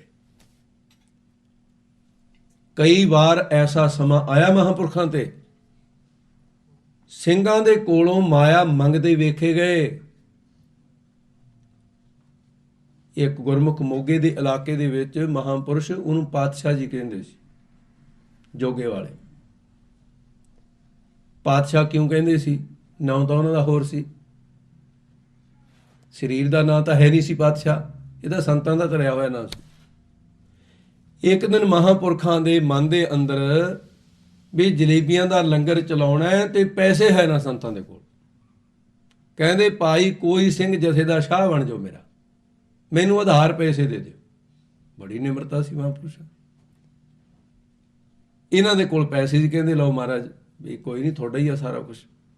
ਫਿਰ ਉਹਨੂੰ ਦੇਣਾ ਵਿਆਜ ਦੇ ਸਮੇਤ ਦੇਣਾ, ਸਿੰਘਾ ਆਹ ਤੇਰੀ ਇਮਾਨਤ ਸੀ, ਆਹ ਤੈਨੂੰ ਹੋਰ ਵਾਧੂ ਪੈਸੇ ਦੇਣੇ ਆ, ਤੈਂ ਮੌਕੇ ਤੇ ਬੜਾ ਕੰਮ ਸਾਰਿਆ। ਬੜੀ ਖੇਡ ਨਿਆਰੀ ਸੀ ਮਹਾਂਪੁਰਖਾਂ ਦੀ। ਉਹਨੂੰ ਕਹਿਣ ਲੱਗੇ, ਕਹਿੰਦੇ ਵੀ ਤੂੰ ਸਾਡਾ ਪਾਤਸ਼ਾਹ ਬਣ ਗਿਆ। ਉਹ ਹੁਣ ਤੱਕ ਅਖੀਰ ਤੱਕ ਪਾਤਸ਼ਾਹ ਜੀ ਉਹ ਕਹਿੰਦੇ ਰਹੇ ਜਥੇ 'ਚ ਉਹਨਾਂ ਬਜ਼ੁਰਗਾਂ ਮਹਾਂਪੁਰਸ਼ਾਂ ਨੂੰ। ਤੇ ਮਹਾਂਪੁਰਸ਼ਾਂ ਨੇ ਜਦੋਂ ਦੇਖਣਾ, ਖਜ਼ਾਨਚੀ ਨੇ ਦੱਸਣਾ ਜੀ ਇੰਨੇ ਪੈਸੇ 5000 ਰੁਪਇਆ ਇਕੱਠਾ ਹੋ ਗਿਆ, ਜਾਓ ਭਾਈ ਹਰਿਮੰਦਰ ਸਾਹਿਬ 5100 ਰੁਪਏ ਦੀ ਦੇਖ ਬਣਾਇਓ, ਰੱਖਣੇ ਨਹੀਂ ਕੋਲ। ਜੇ ਹੁਣ 10000 ਰੁਪਇਆ ਇਕੱਠਾ ਹੋ ਗਿਆ, ਜਾਓ ਭਾਈ 50 ਸਿੰਘ ਹਜ਼ੂਰ ਸਾਹਿਬ ਦੀ ਯਾਤਰਾ ਕਰਿਓ, ਹਜ਼ੂਰ ਸਾਹਿਬ ਦੀ ਯਾਤਰਾ ਕਰਿਓ 50 ਸਿੰਘ। ਬੜਾ ਖੇਡ ਨਿਆਰੀ ਸੀ ਮਹਾਂਪੁਰਖਾਂ ਦੀ। 14 ਘੰਟੇ ਲਗਾਤਾਰ ਬਾਣੀ ਦਾ ਪ੍ਰਵਾਹ। ਉਦੋਂ ਬਾਅਦ ਬਾਣੀ ਦਾ ਪ੍ਰਵਾਹ ਚੱਲਦਾ ਦੇਖਿਆ ਬਾਬਾ ਠਾਕਰ ਸਿੰਘ ਜੀ ਦੇ ਕੋਲ ਹਰ ਵੇਲੇ ਸਿੰਘ ਬਾਣੀ ਪੜ੍ਹਦਾ ਰਹਿੰਦਾ ਸੀ। ਇਹ ਵੱਡਿਆਂ ਦੀ ਦੇਣ ਸੀ। ਤੇ ਉਹਨਾਂ ਮਹਾਂਪੁਰਖਾਂ ਦਾ ਇੱਕ ਇੱਕ ਸਵਾਸ ਵਿਅਰਥ ਨਹੀਂ ਸੀ ਜਾਣ ਦਿੰਦੇ, ਬਹੁਤੀ ਗੱਲ ਨਹੀਂ ਸੀ ਕਰਦੇ। ਤੇ ਜਦੋਂ ਆਪ ਥੱਕ ਜਾਂਦੇ ਸੀ ਤੇ ਸੰਤ ਕਰਤਾਰ ਸਿੰਘ ਜੀ ਨੂੰ ਕਹਿਣਾ ਕਿ ਭਾਈ ਹੁਣ ਤੂੰ ਸੁਣਾ ਬਾਣੀ। ਤੇ ਉਹਨਾਂ ਮਹਾਂਪੁਰਖਾਂ ਦੇ ਰਸਨਾਗਰੇ ਸੀ ਸਾਰਾ ਇਹ ਗਿਆਨ, ਸਹਿਜ ਭਾਅ ਨਾਲੇ ਅਰਥ ਕਰੀ ਜਾਣੇ। ਤੇ ਪੰਜਵੀਂ ਰੁੱਤ ਜਿਹੜੀ ਗੁਰਪ੍ਰਤਾਪ ਸੂਰਜ ਗ੍ਰੰਥ ਵਿੱਚ ਜਿਹਦੀ ਆਪ ਜੀ ਕਥਾ ਸੁਣਦੇ ਹੋ, ਤੇ ਇਸ ਨੂੰ ਜਿਹੜੀਆਂ ਸੰਪਰਦਾ ਪੁਰਾਣੀਆਂ ਖਾਲਸੇ ਦੀਆਂ ਨੇ ਉਹਨਾਂ ਦੇ ਚੰਡੇ ਹੋਏ ਵਿਦਿਆਰਥੀ ਤਾਂ ਚਾਰ ਨਾਲ ਕਥਾ ਕਰ ਲੈਣ। ਅੱਗੇ ਤਾਂ ਬੜੀ ਕਮਜ਼ੋਰੀ ਆ ਰਹੀ ਹੈ ਵਿਦਿਆਰਥੀਆਂ 'ਚ, ਤੇ ਨਹੀਂ ਤਾਂ ਫਿਰ ਇਹੀ ਕਹਿ ਕੇ ਛੱਡਣਾ ਪਊ, ਗਿੱਦੜ ਦਾਖ ਨਾ ਪੜੈ ਆਖੈ ਥੂ ਕੌੜੀ। ਕਹਿੰਦੇ ਗਿੱਦੜ ਕਿਤੇ ਦਾਖਾਂ ਨੂੰ ਤਰਲੇ 'ਚ ਲੈਂਦਾ ਰਿਹਾ, ਉੱਥੇ ਤੱਕ ਪਹੁੰਚ ਨਾ ਹੋਇਆ ਤੇ ਦਾਖਾਂ ਕਰੀ ਨੂੰ ਥੁੱਕਣ ਲੱਗ ਪਿਆ। ਕਿਸੇ ਨੇ ਪੁੱਛਿਆ ਓਏ ਆ ਕੀ ਕਰਦਾ ਹੈ? ਕਹਿੰਦਾ ਦਾਖਾਂ ਬੜੀਆਂ ਕੌੜੀਆਂ ਨੇ। ਕਹਿੰਦੇ ਉਹ ਮੂਰਖਾ, ਜੇ ਖੱਟੀਆਂ ਕਹਿ ਦਿੰਦਾ ਤਾਂ ਮੰਨ ਵੀ ਲੈਂਦੇ, ਦਾਖਾਂ ਕੌੜੀਆਂ ਤਾਂ ਹੁੰਦੀਆਂ ਹੀ ਨਹੀਂ। ਤੈਨੂੰ ਕਿਹਨੇ ਕਿਹਾ ਵੀ ਦਾਖਾਂ ਕੌੜੀਆਂ ਹੁੰਦੀਆਂ? ਇਹ ਪ੍ਰਮਾਣ ਦਿੱਤਾ ਭਾਈ ਗੁਰਦਾਸ ਨੇ। ਜਿਹੜੀ ਗੱਲ ਨਾ ਸਮਝ ਆਏ ਬ੍ਰਾਹਮਣਵਾਦ ਕਹਿ ਦਿਓ, ਜਿਹੜੀ ਗੱਲ ਸਮਝ ਨਾ ਆਏ ਕੁਝ ਹੋਰ ਕਹਿ ਦਿਓ, ਪਰ ਬਾਤ ਉਹੀ ਆ ਗਿੱਦੜ ਦਾਖ ਨਾ ਪੜਿਆ ਆਖੈ ਥੂ ਕੌੜੀ। ਸੋ ਆਓ ਭਾਈ ਸਾਹਿਬ ਕਹਿੰਦੇ ਖਾਲਸਾ ਜੀ ਮੈਂ ਦਸਤਾਨ ਦੇ ਕੇ ਸਮਝਾਉਣਾ ਤਾਂ ਕਿ ਗੂੜ ਬਾਤ ਕਰਮ ਦੀ ਸਮਝ ਆ ਜਾਵੇ। ਸਦਗੁਣ ਰੂਪ ਮ੍ਰਿਤਕਾ ਹੈ। ਸੰਸਕ੍ਰਿਤ ਵਿੱਚ ਜਿਹਨੂੰ ਮ੍ਰਿਤਕਾ ਕਹਿੰਦੇ ਆ ਉਹਨੂੰ ਆਪਾਂ ਆਪਣੀ ਭਾਸ਼ਾ 'ਚ ਮਿੱਟੀ ਕਹਿੰਦੇ ਆ, ਮਿੱਟੀ। ਤੇ ਇਹਨੂੰ ਸੰਸਕ੍ਰਿਤ 'ਚ ਮ੍ਰਿਤਕਾ ਕਹਿੰਦੇ ਨੇ। ਜਿਹੜਾ ਸਾਡੇ ਵਿੱਚ ਸਤੋ ਅੰਸ਼ ਹੈ, ਸਤਗੁਣ ਹੈ ਜਿਹੜਾ, ਇਹ ਹੁਣ ਅੰਤਸ਼ਕਰਨ ਦੱਸਣਾ ਨਾ ਕੀ ਹੈ। ਕਹਿੰਦੇ ਸਮਝ ਲਓ ਵੀ ਇੱਕ ਮਿੱਟੀ ਹੈ, ਮਿਸਾਲ ਦੇ ਰਹੇ ਤਾਂ ਕਿ ਬਾਤ ਸਮਝ ਆ ਜਾਵੇ। ਭਾਈ ਸਾਹਿਬ ਨੇ ਦੱਸਣਾ ਵੀ ਘੜਾ ਕਿਵੇਂ ਬਣਦਾ ਹੈ, ਤੇ ਘੜੇ ਨੂੰ ਸਮਝ ਲਿਆ ਅੰਤਸ਼ਕਰਨ ਦਾ ਪਤਾ ਚੱਲ ਜਾਏਗਾ ਵੀ ਇਉਂ ਬਣਦਾ। ਘੜਾ ਇਉਂ ਬਣਦਾ, ਘੁਮਿਆਰ ਇਹਨੂੰ ਇਸ ਤਰ੍ਹਾਂ ਬਣਾਉਂਦਾ ਤੇ ਉਹਦੇ 'ਚ ਫਿਰ ਦਾਣੇ ਪਾਏ ਜਾਂਦੇ ਨੇ। ਗੱਲ ਤਾਂ ਕਰਮ ਪਾਉਣ ਦੀ ਕਰਨੀ ਹੈ ਭਾਈ ਸਾਹਿਬ ਨੇ, ਉਹ ਦੱਸ ਰਹੇ ਹਨ। ਅੰਤఃਕਰਨ ਪਿੰਡ ਹੈ ਤਾਂ ਹੈ। ਪਿੰਡ ਦਾ ਅਰਥ ਮਿੱਟੀ ਦਾ ਢੇਲਾ। ਮਿੱਟੀ ਹੈ, ਡਲਾ ਮਿੱਟੀ ਦਾ ਢੇਲਾ। ਕਹਿੰਦੇ ਉਹ ਅੰਤਸ਼ਕਰਨ ਇਹ ਸਮਝ ਲਓ ਮਿੱਟੀ ਦਾ ਸਤੋ ਗੁਣ ਦਾ ਇੱਕ ਢੇਲਾ ਹੈ, ਸਤੋ ਗੁਣ ਦਾ ਇੱਕ ਡਲਾ ਹੈ। ਇਹ ਮਿੱਟੀ ਦਾ ਹੀ ਢੇਲਾ ਹੈ। ਆਤਮ ਚੇਤਨ ਰੂਪ ਆਕਾਸ਼। ਤੇ ਇਹਦੇ ਵਿੱਚ ਜਦੋਂ ਘੜਾ ਬਣ ਜਾਂਦਾ ਹੈ ਉਹਦੇ 'ਚ ਕਹਿੰਦੇ ਨੇ ਘਟਾ ਆਕਾਸ਼, ਘੜੇ ਵਿੱਚ ਆਇਆ ਆਕਾਸ਼। ਕਹਿੰਦੇ ਇਸੇ ਤਰ੍ਹਾਂ ਜਿਹੜਾ ਚੇਤਨ ਦੀ ਛਾਇਆ ਪੈ ਰਹੀ ਹੈ ਇਹ ਆਕਾਸ਼ ਦੀ ਨਿਆਈ ਹੈ। ਹਰ ਅਗਿਆਨ ਰੂਪ ਜਲ ਰਾਸ। ਤੇ ਇਹਦੇ ਵਿੱਚ ਸਮਝੋ ਵੀ ਅਗਿਆਨ ਰੂਪੀ ਪਾਣੀ ਹੈ, ਤੇ ਪਾਣੀ 'ਚ ਪ੍ਰਤੀਬਿੰਬ ਪੈਣਾ, ਉਹ ਤਾਂ ਪੈਣਾ ਨਹੀਂ। ਜੇ ਘੜੇ 'ਚ ਪਾਣੀ ਨਾ ਹੋਊਗਾ ਤਾਂ ਚੰਦਰਮਾ ਦਾ, ਸੂਰਜ ਦਾ ਪ੍ਰਤੀਬਿੰਬ ਪੈ ਹੀ ਨਹੀਂ ਸਕਦਾ ਉਹਦੇ ਵਿੱਚ, ਤਾਂ ਹੀ ਪਊਗਾ ਨਾ ਜੇ ਪਾਣੀ ਹੈ। ਇਸ ਕਰਕੇ ਕਹਿੰਦੇ ਅਗਿਆਨ ਉਹਦੇ ਚ ਪਾਣੀ ਸਮਝ ਲਓ। ਮ੍ਰਿਤਕਾ ਪਿੰਡ ਮਿਲੇ ਜਲ ਸੰਗ। ਪਰ ਇੱਕ ਬਾਤ ਹੈ, ਕਹਿੰਦੇ ਮਿੱਟੀ ਜਿੰਨੀ ਦੇਰ ਤੱਕ ਪਾਣੀ ਔਰ ਮਿੱਟੀ ਦੋਨੇ ਨਾ ਮਿਲਣ ਘੜਾ ਨਹੀਂ ਬਣਦਾ। ਘੜਾ ਤਾਂ ਬਣੂਗਾ ਤਾਂ ਜੇ ਮਿੱਟੀ ਵਿੱਚ ਪਾਣੀ ਪਾ ਕੇ ਗੁੰਨੀ ਜਾਊਗੀ ਮਿੱਟੀ। ਇਸੇ ਤਰ੍ਹਾਂ ਕਹਿੰਦੇ ਜਿਹੜੇ ਸਤਗੁਣ ਹੈ ਇਹਦੇ ਵਿੱਚ ਅੱਗੇ ਦੱਸਦੇ ਹਨ, ਤਬ ਘੜ ਰੂਪ ਬਨ ਹੈ ਸਰਬੰਗ। ਉਹ ਸਾਰਾ ਘੜੇ ਦਾ ਰੂਪ ਬਣਿਆ, ਮਿੱਟੀ ਨੂੰ ਪਾਣੀ ਮਿਲਿਆ ਹੈ ਤਾਂ ਬਣਿਆ ਹੈ। ਅੰਤਰ ਲੈ ਗਗਨ ਕੋ ਹੋਏ। ਫਿਰ ਆਕਾਸ਼ ਦਾ ਪ੍ਰਤੀਬਿੰਬ ਲੈਂਦਾ ਹੈ ਕਰਮ ਅਨਾਜ ਧਰੇ ਤਬ ਸੋਏ। ਤੇ ਫਿਰ ਉਹ ਘੜੇ ਦੇ ਵਿੱਚ ਅਨਾਜ ਪਾਓ ਟਿਕੇ ਰਹਿੰਦੇ ਨੇ। ਇਸੇ ਤਰ੍ਹਾਂ ਅੰਤਸ਼ਕਰਨ ਜਿਹੜਾ ਹੈ ਕਹਿੰਦੇ ਅਗਿਆਨ ਰੂਪ ਪਾਣੀ ਹੈ, ਇਹਦੇ ਵਿੱਚ ਚੇਤਨ ਦੀ ਇਹਦੇ ਚ ਪ੍ਰਤੀਬਿੰਬ ਹੈ ਤੇ ਮਿੱਟੀ ਦਾ ਬਣਿਆ ਹੋਇਆ ਅੰਤਸ਼ਕਰਨ ਸਤੋਮਈ ਅੰਸ਼ ਤੇ ਉਹਦੇ ਚੇਤਨ ਦਾ ਪ੍ਰਤੀਬਿੰਬ ਅਗਿਆਨ ਦਾ ਪਾਣੀ। ਅੰਤਸ਼ਕਰਨ ਹੋਰ ਕੀ ਹੈ?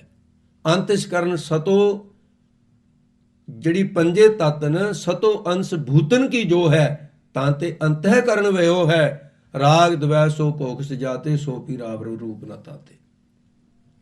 ਮਹਾਰਾਜ ਸਾਹਿਬ ਦੇ ਵਿੱਚ ਦੋ ਪ੍ਰਮਾਣ ਬੜਮੁੱਲੇ ਆਉਂਦੇ ਨੇ ਅੰਤਸ਼ਕਰਨ ਨੂੰ ਸਮਝਣ ਵਾਸਤੇ। ਇਹੋ ਮਨ ਸ਼ਕਤੀ, ਇਹੋ ਮਨ ਸਿਓ, ਇਹੋ ਮਨ ਪੰਚ ਤਤ ਕੋ ਜਿਓ। ਇੱਕ ਜਗ੍ਹਾ ਇਹ ਮਨ ਕਰਮਾ, ਇਹ ਮਨ ਧਰਮਾ, ਇਹ ਮਨ ਪੰਚ ਤਤ ਤੇ ਜਨਮਾ। ਪੰਜੇ ਤੱਤਾਂ ਦੇ ਵਿੱਚ ਤਿੰਨੇ ਅੰਸ਼ ਹਨ, ਰਜੋਗੁਣ, ਸਤੋਗੁਣ, ਤਮੋਗੁਣ। ਪੰਜੇ ਤੱਤਾਂ ਦੀ ਸਤੋਮਈ ਅੰਸ਼ ਉਹਦਾ ਅੰਤਸ਼ਕਰਨ ਬਣਦਾ ਹੈ। ਇਹ ਮਿੱਟੀ ਹੈ। ਅਗਿਆਨ ਰੂਪ ਪਾਣੀ ਹੈ, ਇਹਦੇ ਚ ਭਰਿਆ ਹੋਇਆ। ਅੰਤਸ਼ਕਰਨ ਚ ਕੀ ਅਗਿਆਨ ਹੈ? ਅਗਿਆਨ ਹੈ। ਅਗਿਆਨ ਕੱਢ ਦਈਏ ਬਾਕੀ ਕੀ ਰਹਿ ਗਿਆ? ਸਤੋਮਈ ਅੰਸ਼ ਰਹਿ ਗਈ। ਸਤੋਮਈ ਅੰਸ਼ ਦੇ ਚ ਗਿਆਨ ਪੈਦਾ ਹੋ ਜਾਣਾ। ਅਗਿਆਨ ਕੱਢੇ ਤੋਂ ਅੰਧੇਰੇ ਦੇ ਜਾਣ ਦਾ ਮਤਲਬ ਹੀ ਚਾਨਣਾ ਹੋਣਾ ਹੈ। ਇਸ ਕਰਕੇ ਭਾਈ ਸਾਹਿਬ ਦੱਸਦੇ ਹਨ, ਤਿੰਨੋਂ ਮਿਲ ਕਰ ਘਟਾ ਸੁਧਾਰੇ। ਇਹ ਤਿੰਨੋਂ ਮਿਲ ਕੇ ਘੜਾ ਪੈਦਾ ਹੁੰਦਾ ਹੈ। ਸਮਰੱਥ ਹੋਏ ਪਦਾਰਥ ਧਾਰੇ। ਫਿਰ ਉਹ ਘੜਾ ਦਾਣੇ ਧਾਰਨ ਨੂੰ ਸਮਰੱਥ ਹੁੰਦਾ ਹੈ। ਇਸੇ ਤਰ੍ਹਾਂ ਇਹ ਤਿੰਨੇ ਚੀਜ਼ਾਂ ਇਕੱਠੀਆਂ ਹੋ ਕੇ ਇਹ ਜਿਹੜਾ ਅੰਤਸ਼ਕਰਨ ਹੈ ਕਰਮ ਦੇ ਬੀਜ ਨੂੰ ਸੰਭਾਲਣ ਦੀ ਸ਼ਕਤੀ ਰੱਖਦਾ ਹੈ। ਤਿੰਨੋਂ ਨਿਜ ਜੋ ਹੈ ਕਰਨਿਆਰੇ। ਜੇ ਤਿੰਨਾਂ ਨੂੰ ਵੱਖਰੇ ਵੱਖਰੇ ਕਰ ਦਈਏ ਧਰਨ ਪਦਾਰਥ ਸ਼ਕਤ ਨਾ ਧਾਰੇ। ਫਿਰ ਉਹ ਪਦਾਰਥ ਦੇ ਧਾਰਨ ਦੀ ਸ਼ਕਤੀ ਨਹੀਂ ਰਹੇਗੀ। ਜਿਸ ਪ੍ਰਕਾਰ ਇੱਕ ਆਤਮ ਜੋਏ। ਇਸੇ ਪ੍ਰਕਾਰ ਜੇ ਕੱਲੀ ਜੋ ਆਤਮਾ ਹੈ, ਕਰਮ ਧਰੈ ਸਮਰੱਥ ਨਹਿ ਸੋਏ। ਕੱਲੀ ਆਤਮਾ ਦੇ ਵਿੱਚ ਕੋਈ ਕਰਮ ਦਾ ਬੀਜ ਨਹੀਂ ਟਿਕ ਸਕਦਾ। ਇਹ ਸਪਸ਼ਟ ਹੈ ਬਾਤ। ਕੱਲੇ ਅਗਿਆਨ ਵਿੱਚ, ਕੱਲੇ ਆਕਾਸ਼ ਵਿੱਚ। ਹੁਣ ਆਕਾਸ਼ ਵਿੱਚ ਦਾਣੇ ਇੱਥੇ ਛੱਡ ਦਿਓ, ਕਿੱਥੇ ਰਹਿ ਜਾਣਗੇ? ਠਾਹ ਦੇ ਕੇ ਧਰਤੀ ਤੇ ਡਿੱਗਣਗੇ। ਇਸ ਕਰਕੇ ਕੱਲੀ ਜਿਹੜੀ ਮਿੱਟੀ ਹੈ ਉਹ ਵੀ ਨਹੀਂ ਦਾਣੇ ਧਾਰਨ ਕਰ ਸਕਦੀ, ਸਾਂਭੇ ਨਹੀਂ ਸਕਦੀ। ਧਰਤੀ ਤੇ ਗਿਆ ਦਾਣਾ ਉੱਗ ਤਾਂ ਜਾਊਗਾ ਪਰ ਸਾਂਭਿਆ ਨਹੀਂ ਜਾ ਸਕਦਾ। ਭਾਂਡੇ 'ਚ ਪਾਇਆ ਸਾਂਭਿਆ ਜਾਊ। ਭਾਂਡਾ ਇਹ ਅੰਤਸ਼ਕਰਨ ਦਾ। ਕੱਲੀ ਆਤਮਾ ਵੀ ਕਰਮ ਨਹੀਂ ਧਾਰਨ ਕਰਦੀ ਹੈ। ਕੇਵਲ ਅੰਤఃਕਰਨ ਨਾ ਧਾਰੇ। ਕੱਲਾ ਅੰਤਸ਼ਕਰਨ ਵੀ ਕੋਈ ਕਰਮ ਨਹੀਂ ਕਰ ਸਕਦਾ। ਤਮ ਅਗਿਆਨ ਨਾ ਤਰਹਿ ਨਿਵਾਰੇ। ਕੱਲਾ ਅਗਿਆਨ ਵੀ ਇਸੇ ਤਰ੍ਹਾਂ ਕੋਈ ਕਰਮ ਨਹੀਂ ਕਰ ਸਕਦਾ। ਤਿੰਨੋਂ ਕੋ ਸੰਯੋਗ ਜਬ ਹੋਏ। ਤਿੰਨਾਂ ਨੂੰ ਇਕੱਠੇ ਜਦੋਂ ਕਰ ਲਈਏ ਫਿਰ ਅੱਗੇ ਦੱਸਦੇ ਹਨ, ਕਰਮ ਧਰਨ ਸਮਰੱਥ ਹੈ ਸੋਏ। ਫਿਰ ਉਹ ਕਰਮ ਧਰਨ ਵਾਸਤੇ ਭਾਈ ਸਮਰੱਥ ਹੋ ਜਾਂਦਾ ਹੈ। ਦੇਖੋ ਗੁਰੂ ਪਿਆਰਿਓ, ਵੀ ਬਾਤ ਗੂੜ ਹੈ, ਮੈਂ ਵੀ ਮਹਿਸੂਸ ਕਰਦਾ। ਪਰ ਹੁਣ ਇਹ ਆਪਾਂ ਅਧਿਆਨ ਨੂੰ ਇਸੇ ਤਰ੍ਹਾਂ ਪੂਰਾ ਕਰਕੇ ਇਹਨੂੰ ਸਹਿਜ ਭਾਰ ਨਾਲ ਸਮਝਦੇ ਬਾਕੀ ਕਰਮ ਦੀ ਜਿਹੜੀ ਬਹੁਤ ਸੌਖੀ ਹਰ ਇੱਕ ਦੇ ਸਮਝ ਆਉਣ ਵਾਲੀ ਬਾਤ ਹੈ, ਉਹ ਮੈਂ ਇਸ ਤਰ੍ਹਾਂ ਸਮਝਿਆ ਵੀ ਅਧਿਆ ਪਹਿਲਾਂ ਜਿਹੜੀ ਗੂੜ ਬਾਤ ਹੈ ਇਹਨੂੰ ਅੱਖਰਾਂ ਦੇ ਮਗਰ ਜਾ ਕੇ ਅੱਖਰਾਂ ਦਾ ਗਿਆਨ ਆਪ ਪ੍ਰਾਪਤ ਕਰਦੇ ਜਾਓ। ਜਿਹੜੀ ਬਾਤ ਇਸ ਵਾਰ ਨਹੀਂ ਸਮਝ ਆਈ ਦੂਸਰੀ ਵਾਰ ਫਿਰ ਸਮਝੋ। ਦੂਸਰੀ ਵਾਰ ਨੂੰ 50% ਸਮਝ ਆਉਣ ਲੱਗ ਜਦੋਂ ਤੀਸਰੀ ਵਾਰ ਸਮਝੋਗੇ ਅੱਖਰ ਅੱਖਰੇ ਸਮਝ ਆਊਗਾ। ਇਹ ਉਦਾਸ ਨਹੀਂ ਹੋਣਾ ਵੀ ਬਾਤ ਲਓ ਜੀ ਪਤਾ ਨਹੀਂ ਚੱਲਦਾ ਕੈਸੀ ਕਥਾ ਹੈ।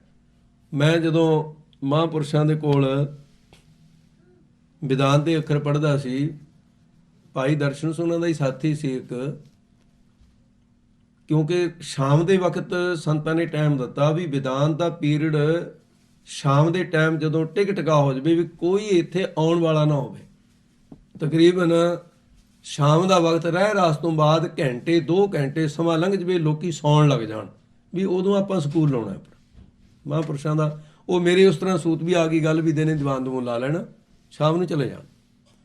ਉਹ ਭਾਈ ਚਰਨਜੀਤ ਸਿੰਘ ਸੀ, ਨਾਲ ਜਾਇਆ ਕਰਦਾ ਸੀ, ਤੇ ਇੱਕ ਸਿੰਘ ਗਿਆਨੀ ਇਹਨਾਂ ਦੇ ਨਾਲ ਦਾ ਹੀ ਸਾਥੀ, ਤੇ ਉਹਦੀ ਡਿਊਟੀ ਲਾਈ ਵੀ ਟੇਪ ਰਿਕਾਰਡ ਕਰੀ ਚੱਲ ਸਾਰੀ ਨਾਲ। ਇਹ ਸਮੱਸਿਆ ਜਿਹੜੀ ਤੁਹਾਨੂੰ ਆ ਰਹੀ ਹੈ ਸਾਨੂੰ ਵੀ ਆ ਰਹੀ ਸੀ। ਟੇਪ ਰਿਕਾਰਡ ਕਰ ਲੈਣੀ, ਫਿਰ ਉਹਨੂੰ ਵਾਰ-ਵਾਰ ਸੁਣਨਾ, ਫਿਰ ਉਹਨੂੰ ਲਿਖਣਾ। ਤੇ ਸਵਾਮੀ ਜੀ ਕਹਿੰਦੇ ਜਿਹੜੀ ਬਾਤ ਸਮਝ ਨਾ ਆਵੇ ਉਹ ਵਾਰ-ਵਾਰ ਪੁੱਛੋ, ਇੱਕ ਵਾਰ ਪੁੱਛੋ। ਉਹਨਾਂ ਬੋਲੀ ਐਸੀ ਸੀ, ਇੱਕ ਬਾਰ ਪੁੱਛੋ, 2 बार पूछो, बार-बार पूछो, उतनी देर पूछते जाओ, जब समझ में ना आए फिर आगे चलो। ਤੇ ਉਹ ਚਰਨਜੀਤ ਸਿੰਘ ਜਦੋਂ ਵਿਦਾਨ ਦੇ ਵਿੱਚ ਗੁਰਬਾਣੀ 'ਚ ਆਉਂਦੀ ਹੈ, ਰਾਜ ਭਿਅੰਗ ਪ੍ਰਸੰਗ ਜੈਸੇ ਹੈ, ਪੰਕਤੀ ਪੜ੍ਹਨ ਨੂੰ ਤਾਂ ਚਲੋ ਬਹੁਤ ਜਲਦੀ ਪੜ੍ਹਦਾ ਹੀ ਹੈ, ਜਿਹਦੇ ਇਹਨੂੰ ਸਮਝਣ ਵਾਸਤੇ ਬਹੁਤ ਔਖੀ ਬਾਤ ਹੈ।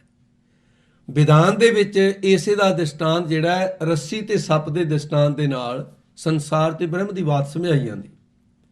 ਉਹ ਹੁਣ ਚੱਲਦੀ ਰਹੀ ਬੜਾ ਲੰਮਾ ਸਮਾਂ, ਰੱਸੀ ਤੇ ਸੱਪ ਦੀ ਥੋੜੇ ਚਿਰ ਬਾਅਦ ਗਵਾਤ ਆ ਜਾ ਕਰੇ।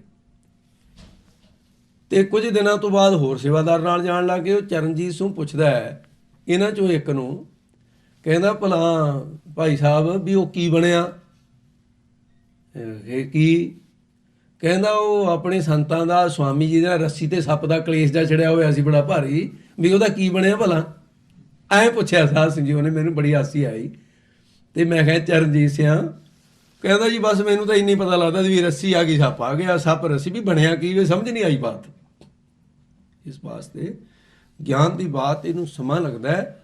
ਮਹਾਂਪੁਰਖ ਸੰਤ ਗਿਆਨੀ ਗੁਰਬਚਨ ਸਿੰਘ ਜੀ ਮਹਾਂਪੁਰਸ਼ਾਂ ਦੇ ਵਿਦਿਆਰਥੀਆਂ ਦਾ ਵੀ ਸਤਿਕਾਰ ਕਰਨ ਵਾਲੇ ਗਿਆਨੀ ਸੰਤ ਸਿੰਘ ਮਸਕੀਨ ਕਹਿੰਦੇ ਨੇ ਇੱਕ ਜਗ੍ਹਾ ਕਥਾ 'ਚ, ਕਹਿੰਦੇ ਗਿਆਨ ਦੀਆਂ ਗੱਲਾਂ ਸੁਣਨੀਆਂ ਸੁਣ ਲਓ ਜਿੰਨੀਆਂ ਮਰਜ਼ੀ ਮੇਰੇ ਕੋਲੋਂ, ਕਹਿੰਦੇ ਜੇ ਗਿਆਨ ਦਾ ਸਰੂਪ ਦੇਖਣਾ ਤਾਂ ਭਿੰਡਰੀ ਜਾ ਕੇ ਦੇਖੋ, ਸੰਤ ਗਿਆਨੀ ਮੋਹਨ ਸਿੰਘ ਜੀ ਦੇ ਕੋਲ। ਇਹ ਬਚਨ ਕਹੇ ਉਹਨਾਂ ਨੇ ਇੱਕ ਦਿਨ। ਪਰ ਇਹ ਦੇਖੋ ਵੀ ਸੰਸਾਰ ਕਿੱਥੇ ਖੜਾ ਹੈ। ਬੰਬੇ ਗਏ ਹੋਏ ਮਹਾਂਪੁਰਸ਼ ਜਦੋਂ ਤਾਂ ਮਸਕੀਨ ਜੀ ਲੱਗਿਆ ਕਰਨ, ਸਾਰਾ ਗੁਰਦੁਆਰਾ ਭਰ ਜਾ ਕਰੇ। ਜਦੋਂ ਸੰਤ ਕਥਾ ਲੱਗਿਆ ਕਰਨ, ਸਾਰੇ ਲੋਕ ਉੱਠ ਕੇ ਚਲੇ ਜਾਇਆ ਕਰਨ, ਵਿਦਿਆਰਥੀ ਰਹਿ ਜਾ ਕਰਨ। ਸੰਤਾਂ ਦੇ ਤਾਂ ਕੀ ਅਸਰ ਹੋਣਾ ਸੀ, ਬੰਦਗੀ ਵਾਲੇ ਸੀ ਉਹ ਤਾਂ। ਉਹ ਮੈਨੂੰ ਮਹੰਤ ਜੀ ਨੇ ਦੱਸੀ ਗੱਲ, ਕਹਿੰਦੇ ਦੇਖੋ ਜੀ ਐਸੀ ਇਸ ਚਰਚ ਪਿਆ ਵੀ ਉਹ ਗੱਲਾਂ ਬੜੀਆਂ ਮਿੱਠੀਆਂ ਲੱਗਦੀਆਂ। ਹੁਣ ਮਹਾਂਪੁਰਸ਼ਾਂ ਨੇ ਕਰਨੀ ਗੂੜ ਗੱਲ ਗਿਆਨ ਦੀ, ਗੁਰਬਾਣੀ ਦੇ ਅਰਥ ਹੀ ਕਰਨੇ, ਬਾਹਰ ਜਾਣਾ ਨਹੀਂ। ਤੇ ਇਤਿਹਾਸ ਦੀ ਕਥਾ ਕਰਨੀ ਹੈ ਤੇ ਉਹਨਾਂ ਤਾਂ ਬ੍ਰਹਮ ਗਿਆਨ 'ਚ ਬੋਲਣਾ। ਸੁਤੇ ਸਿੱਧ ਜਿਵੇਂ ਫੁਹਾਰਾ ਫੁੱਟਿਆ ਹੁੰਦਾ ਗਿਆਨ ਦਾ। ਸਾਹ ਸਿੰਘ ਠੂਲੀ ਵਾਲ ਸੰਤ ਹੋਏ ਨੇ, ਇੱਕ ਸੱਚ ਦਾ ਆਨੰਦ ਸੀ ਉਹਨਾਂ ਦਾ ਨਾਮ, ਠੂਲੀ ਵਾਲ ਪਿੰਡ ਹੈ ਉੱਧਰ ਮਾਲਵੇ। ਪਹਿਲੀ ਵਾਰ ਜਥਾ ਉੱਥੇ ਗਿਆ, 150 ਸਿੰਘ ਲੋਕਾਂ ਦੀਆਂ ਬੈਠਕਾਂ ਵਿਹਲੀਆਂ ਕਰਾ, ਮਾਰ ਮੰਜੇ ਬਿਸਤਰੇ ਸਾਰੇ। ਉਹ ਜਿਹੜੇ ਸੰਤਾਂ ਦੇ ਉਪਾਸਕ ਸੀ ਪਿੰਡ 'ਚ, ਬਹੁਤੇ ਲੋਕ ਸਿੰਘ ਥੋੜੇ ਜਿਹੇ ਸੀ, ਇੰਤਜ਼ਾਮ ਬਹੁਤਾ ਵਧੀਆ ਹੋ ਨਾ ਸਕੇ। ਉਹ ਸੰਤ ਜੀ ਨੇ ਕਿਤੇ ਇਸ਼ਾਰਾ ਕਰਤਾ ਤੇ ਨਾਲ ਬਚਨ ਕਹਿ ਦਿੱਤਾ, ਕਹਿੰਦਾ ਲੈ ਐਵੇਂ ਲਾਣਾ ਬੰਨੀ ਫਿਰਦੇ ਆ, ਸਿੱਖਾਂ 'ਚ ਕਿਹੜਾ ਵਿਦਵਾਨ ਹੈ? ਇਹ ਬਚਨ ਸੀ ਠੂਲੀ ਵਾਲੇ ਸੰਤਾਂ ਦੇ। ਬਹੁਤ ਵੱਡਾ ਵਿਦਵਾਨ ਸੀ ਇਹ, ਵਿਰਕਤ ਬਹੁਤ ਵੱਡਾ ਸੀ। ਇੱਕ ਬੋਰੀ ਰੱਖੀ ਹੋਈ ਸੀ ਡੇਰੇ 'ਚ, ਸਿਰਫ ਇੱਕ ਬੋਰੀ, ਜਿਹਦੇ ਤੇ ਬਹਿੰਦਾ ਸੀ ਸੰਤ। ਜਦੋਂ ਕਿਤੇ ਕੋਈ ਮਿਲਣ ਵਾਸਤੇ ਆ ਜਾਂਦਾ ਸੀ, ਆਪਣੀ ਬੋਰੀ ਹੇਠੋਂ ਕੱਢ ਕੇ ਨਾ ਪਰੇ ਰੱਖ ਦਿੰਦਾ ਸੀ, ਭੁੰਜੇ ਬਹਿ ਜਾਂਦਾ ਸੀ ਵੀ ਆਉਣ ਵਾਲਾ ਕਿਤੇ ਇਹ ਨਾ ਕਹੇ ਵੀ ਸੰਤ ਤਾਂ ਬੋਰੀ ਤੇ ਬੈਠਾ, ਮੈਨੂੰ ਭੁੰਜੇ ਬਿਠਾਤਾ। ਆਪਣੀ ਬੋਰੀ ਕੱਢ ਕੇ ਵੀ ਰੱਖ ਦਿੰਦਾ ਸੀ, ਬੰਦਗੀ ਵਾਲਾ ਸੀ ਬਹੁਤ।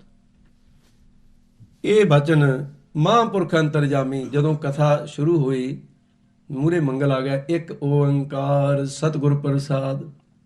ਮਹਾਂਪੁਰਸ਼ ਕਹਿੰਦੇ ਭਾਈ ਇੱਕ ਓੰਕਾਰ ਦੇ ਅਰਥ ਲਿਖੋ ਕਾਪੀਆਂ ਵਾਲਿਓ, ਵੀ ਫੇਰ ਆਪਾਂ ਅੱਗੇ ਚੱਲਾਂਗੇ।